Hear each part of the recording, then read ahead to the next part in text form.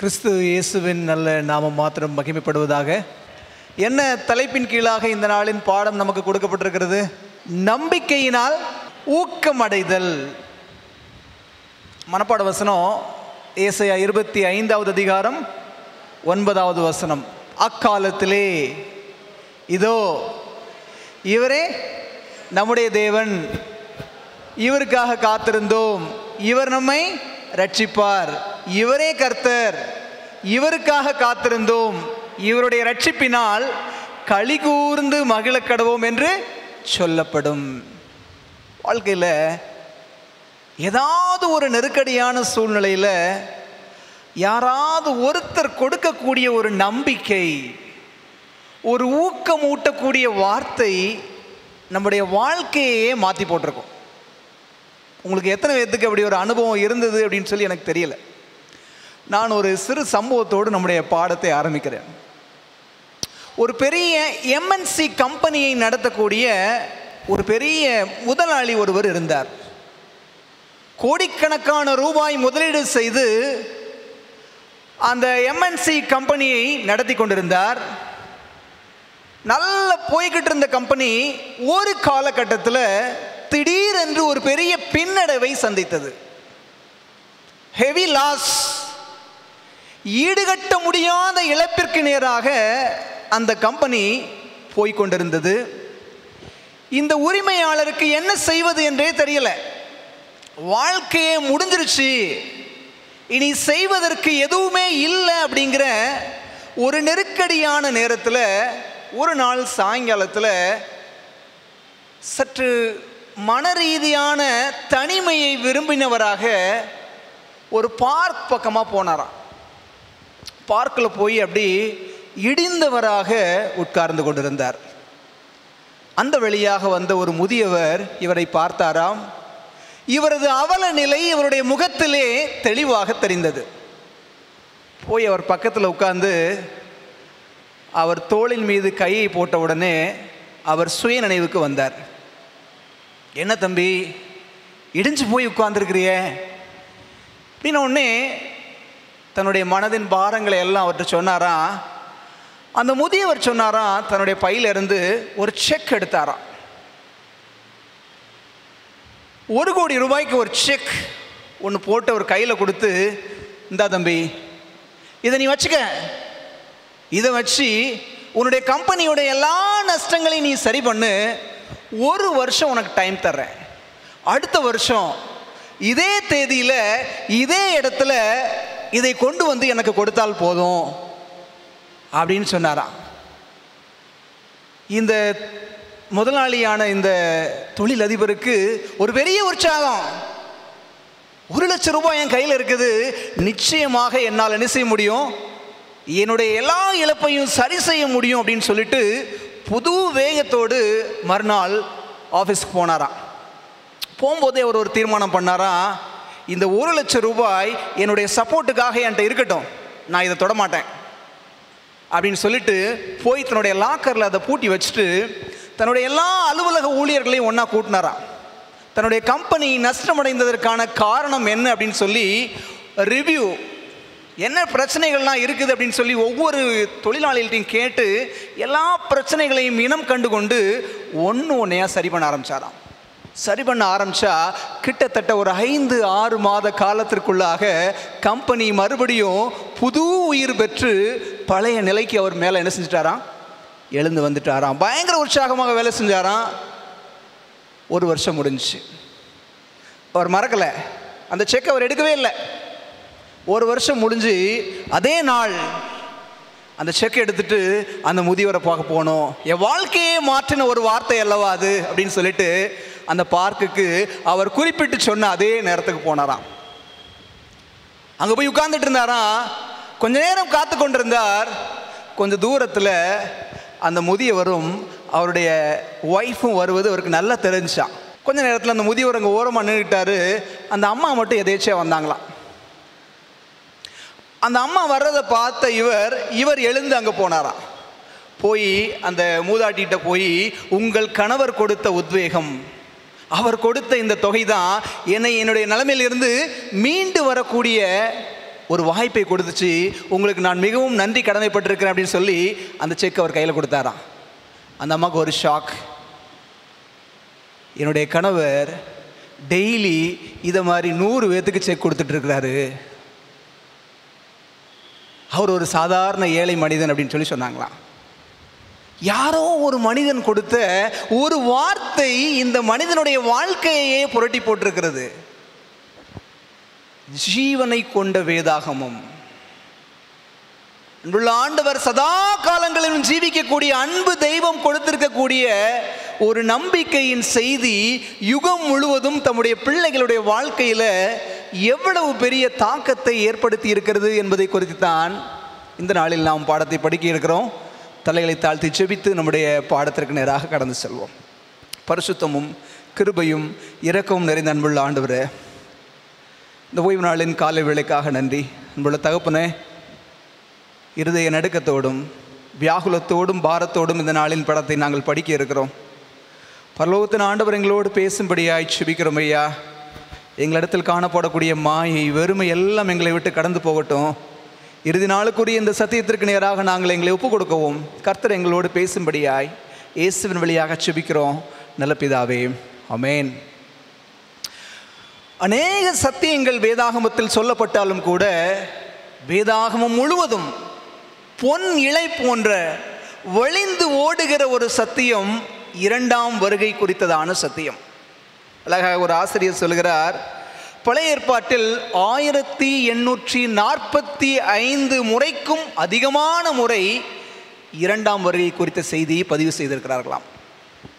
அது மாத்திரமல்ல, புதிய ஏற்பாட்டில் 262 அதிகாரங்களில் 300க்கும் அதிகமான இடங்கள், அதாவது ஒவ்வொரு 25 வசனங்களுக்கு ஒரு முறை கிறிஸ்துவனுடைய இரண்டாம் வருகை குறித்த செய்தி பதிவு செய்யப்பட்டிருக்கிறதாம். புதிய ஏற்பாட்டில் மொத்தம் எத்தனை புத்தகங்கள் இருக்கிறது? 27 புத்தகங்கள். 27 புத்தகங்களில் 23 புத்தகங்கள் இரண்டாம் வருகை குறித்த செய்தியை பதிவு செய்து வைத்திருக்கிறதாக ஆராய்ச்சியாளர்கள் எழுதுகிறார்கள். இந்த மாபெரும் ஆன்மீக போராட்ட காலங்களின் செய்திகளை நாம் படித்து கொண்டு வருகிற போது சத்தியம் எவ்வாறு தரையிலே தள்ளப்பட்டு காலால் மிதிக்கப்பட்டது, தேவன் எவ்வாறு சீர்திருத்தவாதிகளை கொண்டு அந்தந்த காலத்திற்குரிய செய்திகளை வெளிப்படுத்தி கொண்டு வந்தார் என்பதை நாம் படித்தோம். நேற்றைய இரவு தியான செய்தியிலும் பார்த்தோம். லூத்தர் விசுவாசத்தினால் நீதிமான் பிழைப்பான் என்பது அவர் காலத்தில் அவருக்கு கொடுக்கப்பட்ட நிகழ்கால சத்தியமாக இருந்தது. அதற்கு பின்பாக கிட்டத்தட்ட 300 ஆண்டுகளுக்கு பின்பாக வில்லியம் மில்லர் என்கிற பாப்டிஸ்ட் சபையின் ஒரு விசுவாசியை தேவன் எழுப்பினார். அந்த காலத்திற்குரிய செய்தியாக இரண்டாம் வருகையின் செய்தியானது பகிரங்கமாக எல்லா ஜனங்களுக்கும் அறிவிக்கப்பட்டது என்பதை நாம் என்ன செய்ய முடிகிறது? பார்க்க முடிகிறது. ஆண்டவருடைய இரண்டாம் வருகையோட செய்தி கால காலமாக யுகம் யுகமாக வாழ்ந்த எல்லா ஜனங்களுடைய மனதிலும் ஒரு பெரிய நம்பிக்கையை கொண்டு வந்தது. நம்ம வாழக்கூடிய உலகம் எப்படி இருக்கு பாருங்க. ஒவ்வொரு நாளும் போராட்டத்தோடு தான் நம்முடைய வாழ்க்கை நடந்து கொண்டிருக்கிறது. பாவ போராட்டமாக இருக்கலாம், பசி போராட்டமாக இருக்கலாம், கடன் பிரச்சனை சார்ந்த போராட்டமாக இருக்கலாம், வியாதியின் போராட்டமாக இருக்கலாம். எல்லா போராட்டங்களின் வழியாக இந்த உலகத்தில் வாழ்ந்து கொண்டிருக்கிற உங்களுக்கும் எனக்கும் தேவன் தரக்கூடிய ஒரு ஆறுதலான செய்தி என்னவென்று சொன்னால் தம்முடைய இரண்டாம் வருகை. அந்த வருகைக்கு பின்பாக இப்படிப்பட்ட எதுவுமே இந்த உலகத்தில் இருக்க போறது கிடையாது. எவ்வளவு நம்பிக்கையின் செய்தி. அன்பான ஆண்டவர் பிள்ளைகளை, இன்றைக்கு நம்முடைய வாழ்க்கையில் எனக்கு இதுதான் ஒரு தாங்க முடியாத கஷ்டம், இது என்னோட வாழ்க்கையில இருந்து கடந்து போகவே மாட்டேங்குது, ஒவ்வொரு நாளும் இதுக்காக நான் கஷ்டப்படுறேன் அப்படின்னு நீங்கள் நினைப்பீங்கன்னு சொன்னால் அந்த கஷ்டம் ரெண்டாம் வருகைக்கு அப்புறம் இருக்காதுங்க. நிச்சயமாக அது என்ன செய்யாது? உங்களை அழுத்தாது, உங்களை பாரப்படுத்தாது. நிலவரைகளிலும் வன்கொடுமை முகாம்களிலும் சித்திரவதை செய்யப்பட்ட நம்முடைய முற்பிதாக்கள் அப்படியே அப்படின்னு சொல்லி வாஞ்சித்து ஏங்கி கதறி காத்து கொண்டிருந்தாங்க கிறிஸ்து எப்போது வருவார்ன்னு சொல்லி. ஏனென்றால் அவருடைய வாழ்க்கையின் ஒவ்வொரு நிமிடமும் ரண வேதனை உள்ளதாக இருந்தது. அவர்களுக்கு கிறிஸ்துவின் வருகை அவ்வளவு ஒரு அமிர்தமான ஒரு காட்சியாக இருந்தது. இரண்டாம் வருகை குறித்த ஒரு செய்தி அவர்கள் எல்லாரையும் ஊக்கப்படுத்தியது. அநேக சீர்திருத்தவாதிகள் எழும்பினாங்க. சீர்திருத்தத்தின் நிமித்தமாக அவர்கள் நசுக்கப்பட்ட உடனே சத்தியத்தின்படி வாழ்வதற்கு ஒரு இடம் கிடைக்காதா அப்படின்னு சொல்லிட்டு எல்லாரும் என்ன பண்ணாங்க, புது தேசத்தை நோக்கி புகலிடமாக ஓடினாங்க. அப்படி ஓடிய எல்லா ஜனங்களுடைய வாழ்க்கையிலும் இரண்டாம் வருகையின் செய்தி ஒரு பெரிய ஆறுதலின் செய்தியாக இருந்தது. ஜான் விக்லிப் இரண்டாம் வருகை குறித்து அவர் சொல்றாரு, திருச்சபை நம்பிக்கையோடு எதிர்பார்த்த கிறிஸ்துவின் வருகையை ஜான் விக்லிப்பும் அவளோடு எதிர்பார்த்தாராம். கால்வின் அவர் என்ன சொல்றாரு பாருங்க, இந்த உலகத்தில் நடக்கக்கூடிய எல்லா நிகழ்ச்சிகளிலும் ஆண்டவராகிய இயேசு கிறிஸ்துவின் வருகை எனக்கு ரொம்ப பிரியமானது அப்படின்னு சொல்லி அவர் சொன்னாராம். யோசிச்சு பாருங்களேன், ஆண்டவர் இப்போ வர்றாரு அப்படின்னா நமக்கு அது மகிழ்ச்சியா இருக்குமா பயமா இருக்குமா? யோசிக்க வேண்டிய கேள்வி இல்லை? கிறிஸ்து ஒருவேளை இப்பொழுது வருவார் என்று சொன்னால் எனக்கு அது மகிழ்ச்சியா அல்லது மனமடிவா? என்னுடைய வாழ்க்கையை பார்க்கும்போது தான் தெரியும், ஆண்டவரே நீங்கள் இன்னும் கொஞ்ச நாள் கழிச்சு வந்தால் நல்லா இருக்குமே, நான் இன்னும் என்னிடத்துல சரி செய்ய வேண்டிய விஷயம் நிறைய இருக்குது ஆண்டவரே, தோணுதில்லை? ஆனால் யாரெல்லாம் ஆண்டவருக்கு உண்மையாக வாழ்கிறாங்களோ அவங்களுக்கு அது பயம் கிடையாதுங்க, ஒரு பெரிய மகிழ்ச்சியாக இருக்கும். படிச்சல, அக்காலத்திலே இவருக்காக காத்திருந்தோம், இவரே நம்முடைய இரட்சகர் என்கிற ஒரு பெரிய களிப்பு உண்டாகும். இன்றைக்கு அந்த களிப்பு நம்முடைய இருதயத்தில் இருக்கிறதா? இல்லை அப்படின்னு சொன்னால் நாம் ஒரு விசை நம்மை சோதித்து பார்க்க வேண்டிய ஒரு நேரமாக இருக்கிறது. வேதாகமத்தை நம்பிய எல்லாருடைய வாழ்க்கையிலும் ஆண்டவருடைய இரண்டாம் வருகை ஒரு பெரிய ஊக்கத்தை கொடுத்தது. நான் தான் ஏற்கனவே சொன்னேன், உபத்திரவத்தை அனுபவிச்சாங்க, கஷ்டங்கள், பாடுகள், பிணி, நம்பிக்கை இல்லாத சூழ்நிலையில் இந்த உலகத்தில் வாழும்போது இது எல்லாமே இல்லாத ஒரு உலகம் வரப்போகிறது அப்படிங்கிறது தான் அவங்களுக்கு ஒரு பெரிய சந்தோஷமாக இருந்துச்சு. நீங்கள் வேணா யோசிச்சு பாருங்களேன், இந்த உலகத்தில் இன்றைக்கு சமாதானம் இருக்கிறதா? குடும்பங்களிலே சமாதானம் இல்லாத ஒரு சூழல், நாம் வாழ்கிற இடங்களிலே சமாதானம் இல்லாத சூழல். ஆனால் தேவன் சொல்கிறார், பூரண சமாதானமான ஒரு ஸ்தலத்தை நமக்கு தரப்போறாராம். இப்படியாக இந்த உலகத்தில் நாம் கடந்து வரக்கூடிய எதுவுமே இல்லாத ஒரு சூழல் நமக்கு வாக்களிக்கப்பட்டிருப்பது நிமித்தமாக இரண்டாம் வருகை நமக்கு ஒரு பெரிய நம்பிக்கையையும் ஒரு ஊக்கத்தையும் கொடுக்கக்கூடியதாக இருக்கிறது. ஆண்டவராகிய இயேசு கிறிஸ்துவோட சீடர்களை யோசிச்சு பாருங்களேன். அவர் பரமேறி போகக்கூடிய சூழல், அந்த ஒலிவ மலையிலிருந்து அவர் எடுத்துக்கொள்ள போடக்கூடிய சூழ்நிலையில் அவங்களாம் ரொம்ப சந்தோஷமாக இருந்தாங்க நினச்சிங்களா? ரொம்ப வருத்தம், வியாகுலம், கண்ணீர், கவலையோடு அங்கு அப்படியே நின்றுட்டு இருக்காங்க. அப்போ இந்த இரண்டு தூதர்களுடைய வார்த்தை இவர்களை வெகுவாக தேற்றியது. என்ன சொன்னாங்க? கலிலேயனாகிய மனுஷரே, ஏன் வானத்தை அண்ணாந்து பார்த்து கொண்டிருக்கிறீர்கள்? உங்களிடத்திலிருந்து எடுத்துக்கொள்ளப்பட்ட இந்த இயேசுவானவர் எப்படி உங்கள் கண்களுக்கு முன்பாக எழுந்தருளி போனாரோ அப்படியே மீண்டும் வருவார். இந்த வார்த்தை தாங்க, அவர் மறுபடியும் வருவார் அப்படின்னு சொன்ன உடனே அதுவரை திகிலாலும் கலக்கத்தாலும் வியாகுலத்தாலும் இருந்த சீஷர்களுடைய இருதயமானது புது உயிர் பெற்றது. அந்த ஒரு உத்வேகம் தான் வாழ்க்கையில் பிற்பாடு கடந்து வரக்கூடிய எல்லா வேதனைகளையும் கஷ்டங்களையும் பாரங்களையும் கிறிஸ்துவுக்காக சுமக்கக்கூடிய பலனை அவர்களுக்கு கொடுத்துச்சு. எங்கள் தேவன் மீண்டும் வருவார் அப்படிங்கிற ஒரு ஊக்கம் ஊட்டக்கூடிய ஒரு வார்த்தை. அப்போஸ்தலனாகிய பவுல் அவருடைய காலத்தில் தெசலோனிக்கே பட்டணத்தில் இருந்துக்கும் போது விசுவாசிகளை என்ன நினைச்சாங்கன்னா, தங்களுடைய காலத்திலே கிறிஸ்துவானவர் மீண்டும் வருவார் அப்படின்னு நினைச்சாங்க. ஆனால் அவர் வருவதற்கு முன்பாக அங்கு விசுவாசிகள் இறந்து போக ஆரம்பிச்ச உடனே அவங்கெல்லாம் ரொம்ப வேதனையோடு இருந்தாங்க. அப்போ அழகா பவுல் அவர்களை தேற்றினார். என்ன வார்த்தையினால தேற்றினார்? கிறிஸ்துவுக்குள் மரித்தவர்கள் ஆண்டவராகிய இயேசு கிறிஸ்து பிரதான தூதனுடைய சத்தத்தோடும் தேவ எக்காலத்தோடு வரும் பொழுது கிறிஸ்துவுக்குள் மரித்தவங்க என்ன செய்வாங்க? முதலாவது எந்திப்பாங்க. நீங்கள் அதைரியப்படாதீங்க. ஆண்டவருடைய வருகை மரணத்திலிருந்து யாரெல்லாம் நம்மிடத்தில் பிரிக்கப்பட்டாங்களோ அவர்களை எல்லாம் கொண்டு வந்து சேர்க்க போகிறது. ஒருவேளை நமக்கு பிரியமானவர்கள் நம்ம இழந்து கஷ்டப்படுவோம் அப்படின்னு சொன்னால் கிறிஸ்துவின் வருகை அப்படிப்பட்ட ஒரு செய்தியை கொடுக்குது. இப்படி இரண்டாம் வருகை குறித்து அந்த நாட்களில் அநேக சீர்திருத்தவாதிகள் பேசினாலும் கூட அவர்களுடைய செய்தியில் அநேக விதமான மாறுபட்ட புரிதல்கள் இருந்துச்சு. எப்படி அப்படின்னு சொன்னால், இரண்டாம் வருகையை பற்றி பேசினாங்க, ஆனால் கருத்துக்களை புரிந்து கொண்ட விதத்தில் அநேக தவறுகள் இருந்தது.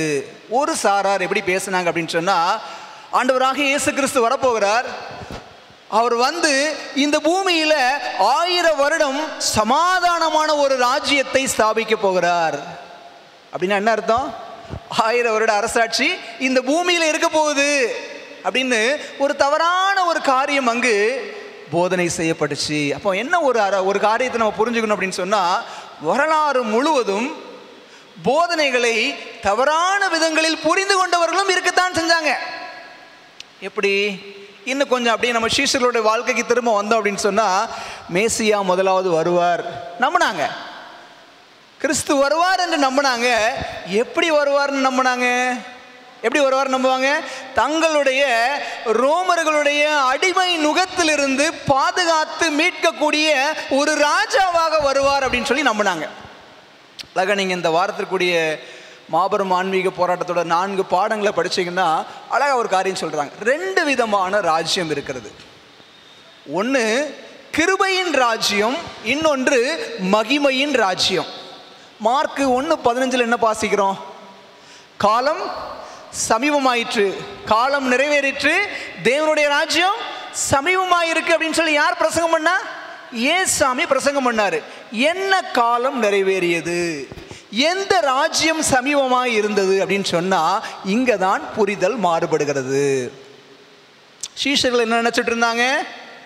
ஏசாமி ராஜாவாக வரப்போறாரு, அதாவது மகிமையின் ராஜ்யத்தில் வரப்போவதாக நினைச்சாங்க.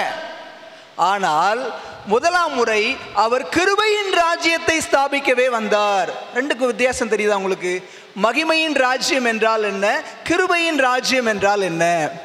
ஆதியிலே ஆதாம் ஏவாள் பாவம் செய்த உடனே மீட்பர் தங்களுக்காகவும் தங்களுடைய சந்ததியாருக்காகவும் பாவ நிவாரணமாக பலியாக போகிறாரு.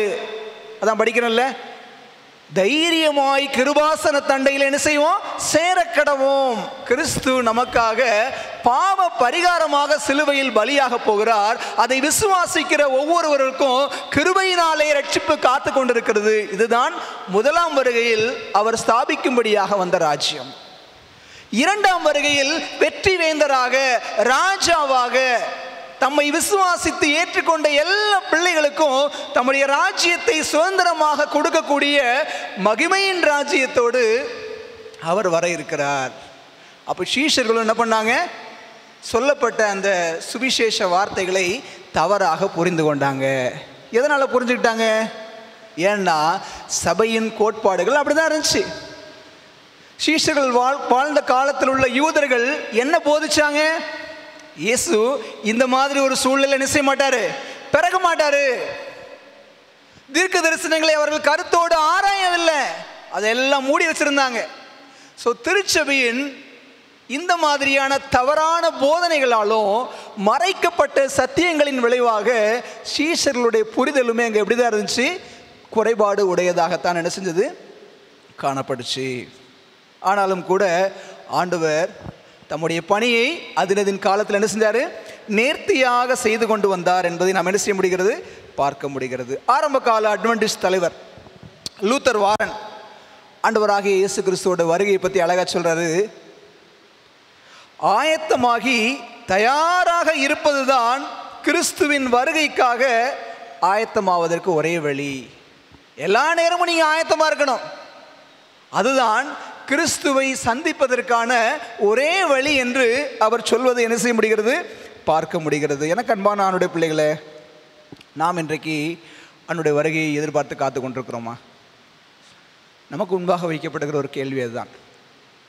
என்னுடைய மனதில் கேட்டு பார்ப்போமே, கிறிஸ்துவின் வருகையை ஆவலோடு எதிர்பார்த்து நான் காத்து கொண்டிருக்கிறேனா? என்னுடைய வாய் கிறிஸ்துவின் வருகையை நான் ஆவலோடு வாஞ்சிப்பதாக சொல்லுகிறது. ஆனால் என்னுடைய நடைமுறை வாழ்க்கை, என்னுடைய செயல்பாடுகள் எல்லாமே ஆண்டவர் வருவதற்கு இன்னொரு 50 வருஷம் 100 வருஷம் ஆகும் என்பது போல நான் இன்றைக்கு செயல்பட்டு கொண்டிருக்கிறேன்.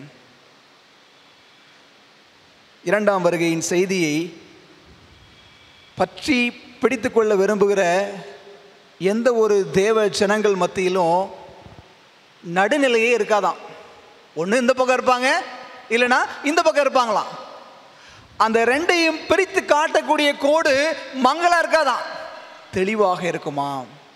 நான் கிறிஸ்துவின் வருகையை வாஞ்சித்து காத்து கொண்டிருக்கிறேனா அல்லது உலகத்தின் போக்கில் போய் கொண்டிருக்கிறேனா அப்படிங்கிற கோடு நம்முடைய வாழ்க்கையில் தெளிவாக காட்டப்படுகிறதா. வில்லியம் மில்லர் மார்ட்டின் லூத்தருக்கு பின்பாக ஒரு நிகழ்கால சத்தியத்தை கொண்டு வந்த ஒரு மனுஷன். அவர் வேதாகமம் படித்த விதங்களை நீங்கள் பாருங்கள், ரொம்ப ஆச்சரியமாக இருக்குது. பைபிளை எப்படி படிக்கணும் அப்படிங்கிறத வில்லியம் மில்லரோட வாழ்க்கையிலிருந்து நம்ம கற்றுக்கொள்ளலாம். ஒரு சில வசனங்களை வாசித்து பார்க்கலாம். ஏசாயா 28வது அதிகாரம் 10வது வசனம் அழகாக சொல்லுது, கற்பனையின் மேல் கற்பனையும் கற்பனையின் மேல் கற்பனையும் பிரமாணத்தின் மேல் பிரமாணமும் பிரமாணத்தின் மேல் பிரமாணமும் இங்கே கொஞ்சமும் அங்கே கொஞ்சமுமாய் இருக்கும். இன்னொரு பகுதியில் வாசிக்கிறோம், ஏசாயா 34:16, கர்த்தருடைய புஸ்தகத்திலே தேடி வாசியுங்கள், அவைகளில் ஒன்றும் ஜோடி இல்லாதிராது, அவைகளில் ஒன்றும் குறையாது, கர்த்தருடைய ஆவி அவைகளை கூட்டி சேர்க்கும். வில்லியம் மில்லர் ஆரம்ப காலத்தில் வேதாகமத்தை வாசித்த போது என்ன ஒரு காரியத்தை புரிஞ்சுக்கிட்டாரா, தான் நினைப்பதை விட தன்னை அதிகமாய் நேசிக்கக்கூடிய ஒரு ஆண்டவர் இருக்கிறார் அப்படிங்கிறத முதலாவது அவர் கண்டுகொண்டாராம். கண்டுகொண்ட பின்பாக ஒரு பேனா, ஒரு நோட்புக், ஒரு பைபிள் எடுத்து ஆதியாகம புஸ்தகத்திலிருந்து தன்னுடைய வேத ஆராய்ச்சியை தொடங்கினாராம். அப்படி வேத ஆராய்ச்சி செய்யும் பொழுது ஒரு வசனத்தை வாசித்து அது முழுவதுமாக புரிந்து கொள்ள முடியவில்லை என்று சொன்னால் அடுத்த வசனத்துக்கு போகவே மாட்டாராம். முழுவதுமாக அதை ஒரு வசனத்தை மற்ற வசனங்களோடு ஒப்பிட்டு என்ன வேதம் கற்றுத்தருகிறது என்பதை ஆவியானவருடைய துணையோடு அவர் வேதத்தை படித்தாராம். இப்படி வசனங்களோடு வசனங்களை ஒப்பிட்டு படித்ததின் விளைவாக வேதாகமத்தின் மறைபொருள் எல்லாவற்றையும் கொஞ்சம் கொஞ்சமாக அவர் படித்து கொள்ள ஆரம்பித்தாராம். மறைவான பொக்கிஷங்களை எல்லாம் ஆவியானவர் அவருக்கு அந்தந்த காலங்களில் புரியும்படியான ஒரு பலனை கொடுத்தார் என்பதை நாம் என்ன செய்ய முடிகிறது, பார்க்க முடிகிறது. தீர்க்க தரிசனம், இரண்டாம் வருகை குறித்த அந்த 2300 ராப்பகல் தீர்க்க தரிசனத்தை கூட அவர் தேவ ஆவியின் பலத்தினால வசனங்களோடு ஒத்து பார்த்துதான் அதற்கான கால அட்டவணையை அவர் என்ன செஞ்சாராம், புரிந்து கொண்டாராம். பார்த்தீங்கன்னா தீர்க்க தரிசன பாஷையில் தீர்க்க தரிசனம் எல்லாமே சுய தோற்றத்தை உடையதாக என்ன செய்யாது, இருக்காது. ஒவ்வொன்றுக்கும் ஒவ்வொரு விதமான உருவகங்கள் அங்கே சொல்லப்பட்டிருக்கும். நமக்கு தெரிந்த ஏதாவது உருவங்களை சொல்லுங்களேன்.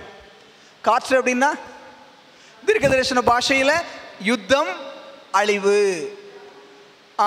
தண்ணீர் என்றால் ஜனம், ஜனக்கூட்டம். வேற என்ன சொல்லலாம்? ஸ்திரீ என்றால் சபை என்று சொல்லுவோம். ஒரு நாள் என்றால் எதன் அடிப்படையில் ஒரு நாள் என்றால் ஒரு வருஷம் அப்படின்னு சொல்கிறோம்? எதன் அடிப்படையில்? யாராவது சொல்லுங்களேன். ஒரு நாள் என்பது ஒரு வருடம் என்பதை எதன் அடிப்படையில் சொல்கிறோம்? என்னாகம புஸ்தகத்தில் இஸ்ரவேல் ஜனங்களுடைய வாழ்க்கையில் 40 நாள் நீங்கள் பிரயாணம், ஒரு நாளுக்கு ஈடாக ஒரு வருஷத்தை கொடுத்த அப்படிங்கிறாரு.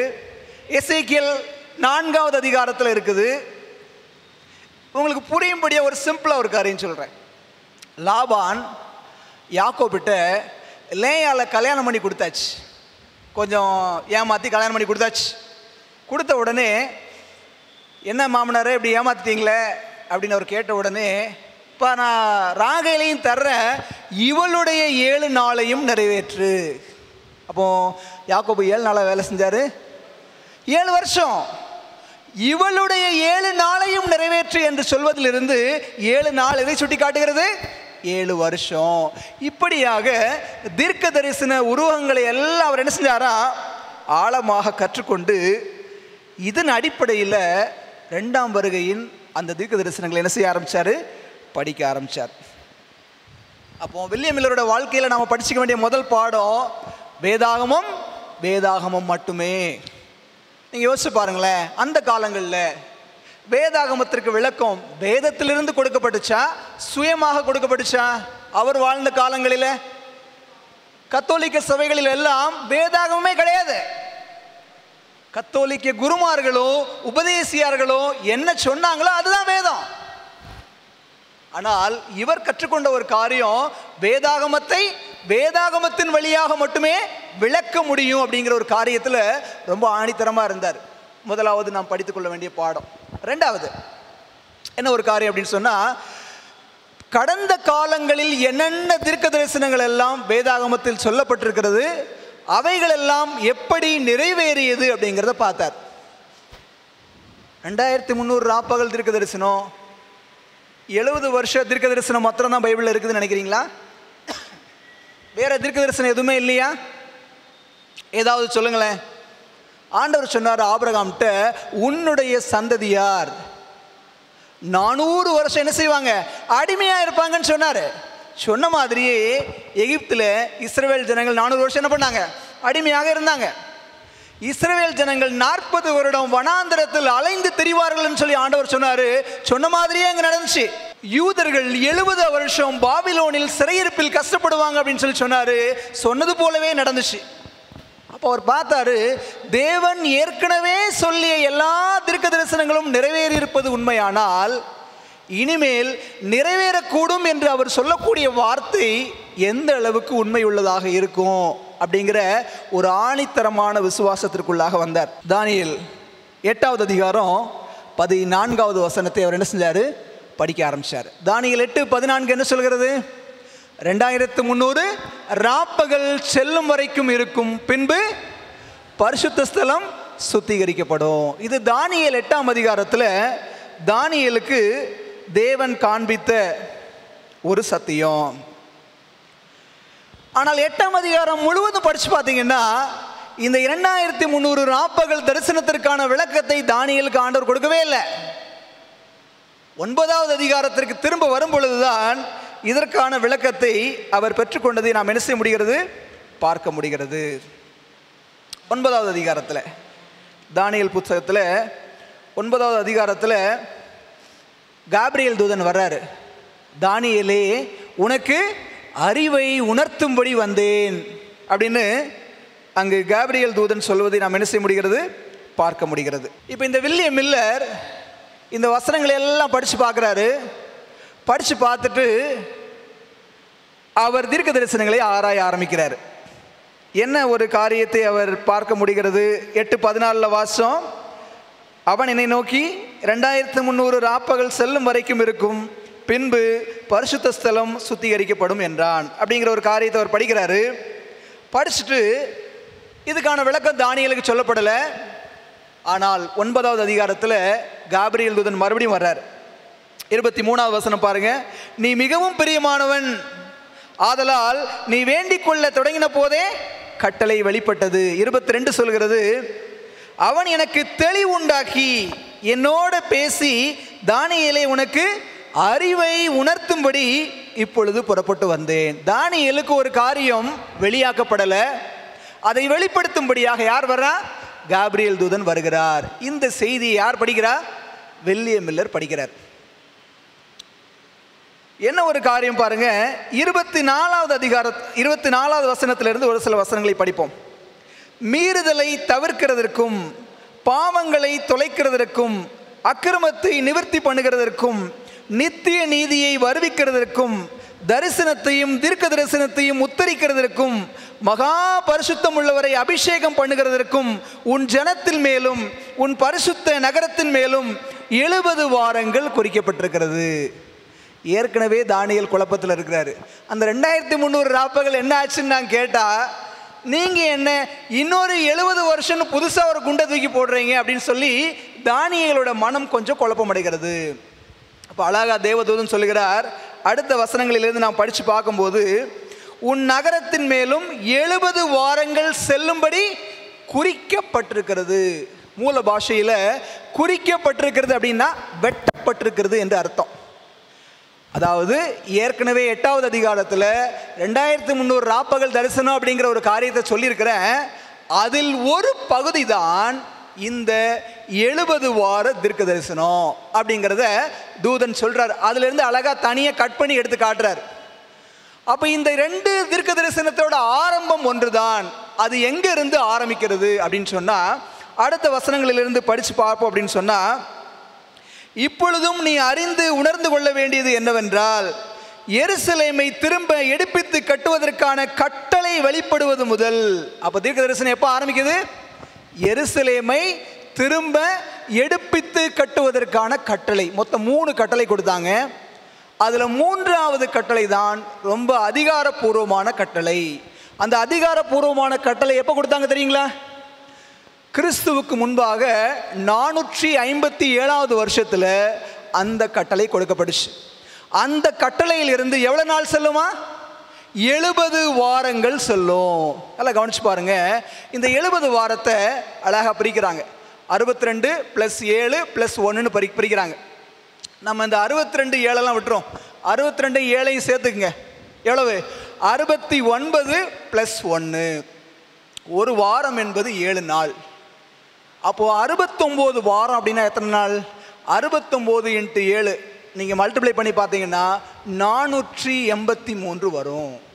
அதாவது 483 நாட்கள் என்பது 483 வருடங்களை சுட்டி காட்டுகிறது. அப்போ 457லிருந்து 483 வருடங்களை நீங்கள் கூட்டினால் உங்களுக்கு கிடைக்கக்கூடியது 69வது வாரத்தோட முடிவு. அந்த 69வது வாரத்தோட முடிவு என்பது கிறிஸ்துவுக்கு பின்பாக 27வது வருஷத்தை சுட்டி காட்டுகிறது. அங்க என்ன காரியம் நடக்குமா? வசனத்தின்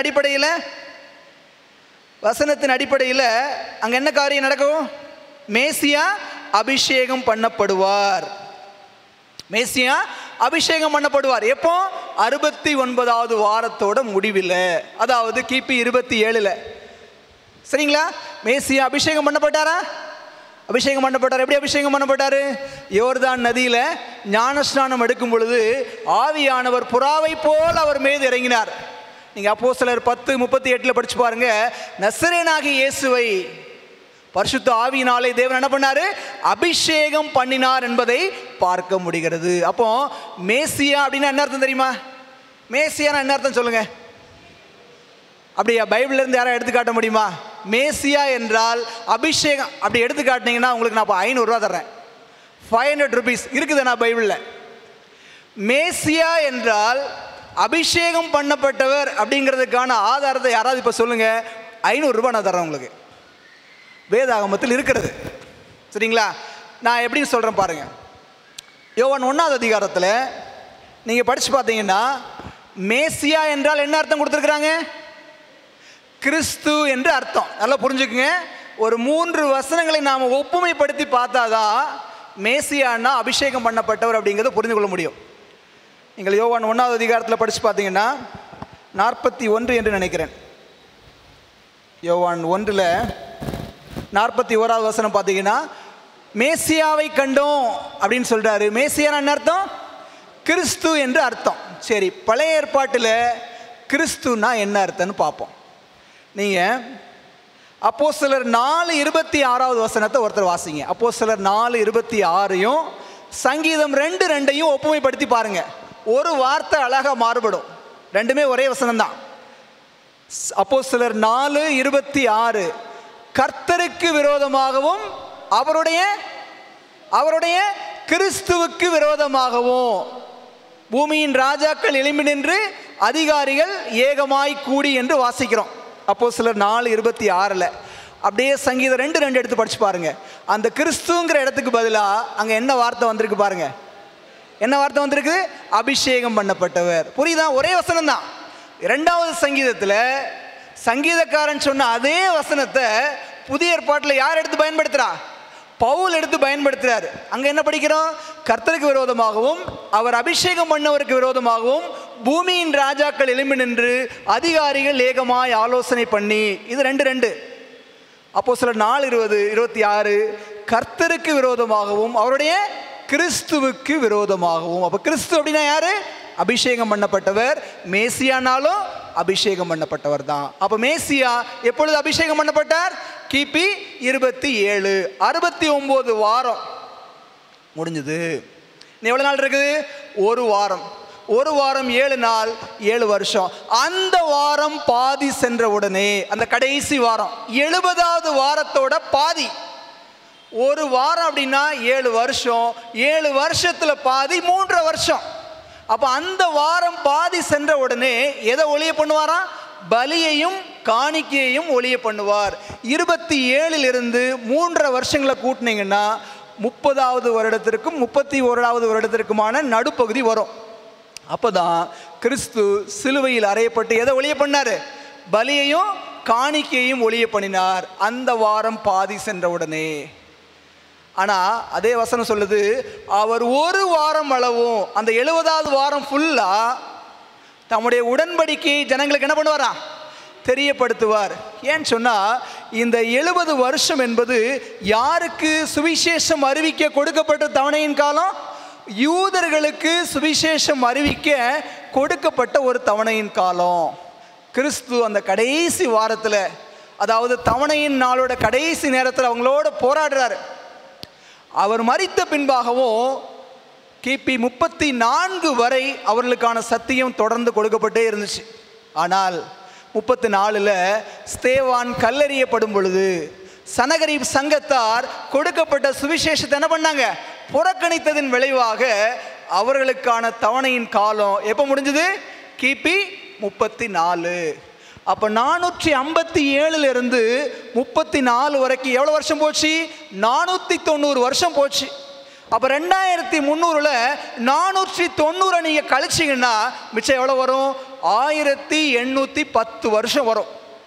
இந்த 1810 வருஷம் எங்கேருந்து கடந்து போகுது?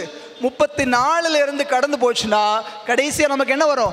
1844 வரும். நிறைய விளக்கமாக இருக்கிறது. இதில் உள்ளதான் நமக்கு என்ன வரும்? அந்த காலங்கள், காலங்கள், அரைக்காலம், 3.5 வருஷம், அப்படி இல்லை 42 மாதம், 1260 நாள், இது எல்லாமே உள்ளே வரக்கூடிய தீர்க்க தரிசனங்கள் தான்.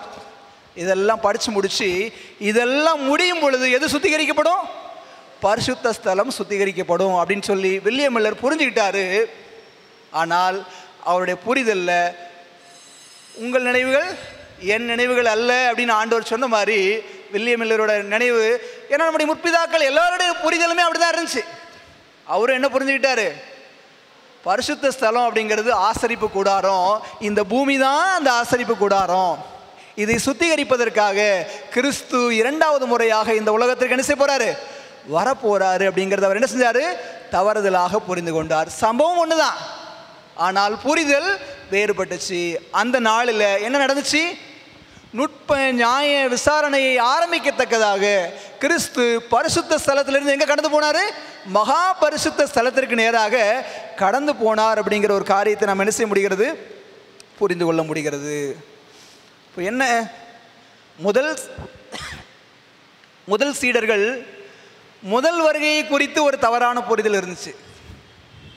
வில்லியம் மில்லர் காலத்தில் வாழ்ந்தவங்களுக்கு 2ஆம் வருகையை குறித்த ஒரு தவறான புரிதல் அவர்களுடைய காலத்தில் இருந்துச்சு.